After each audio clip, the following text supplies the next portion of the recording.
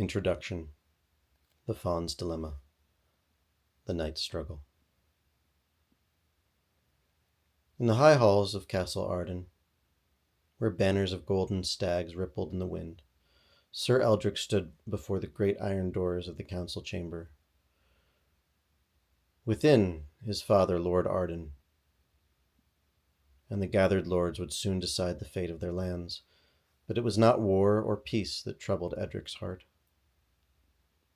He had spent his life perfecting the art of yielding, not in battle, where his sword struck true, but in the quiet exchanges of duty.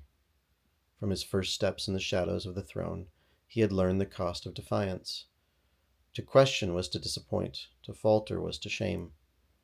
And so Eldric became a master of pleasing, bending like the willow before every wind.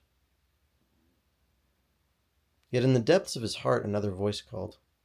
It was the voice that spoke when he rode alone through the moon-veiled glade, where the mist clung to the trees like whispers of an older time. It was the voice that rose in the hush before dawn, when the world belonged not to duty, but to possibility. It was the voice of his true self, and yet every time he stepped forward, the weight of expectation dragged him back. A knight must honor his house. A son must never bring shame. A leader must never be selfish.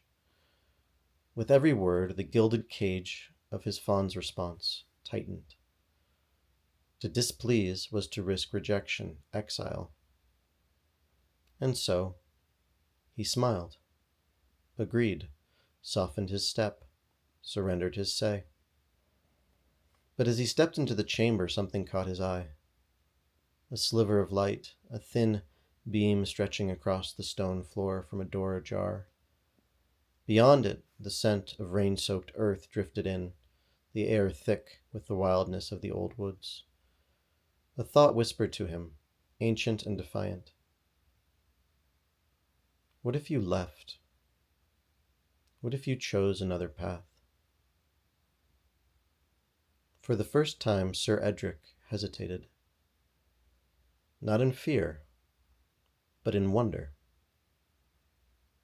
The lords awaited his answer.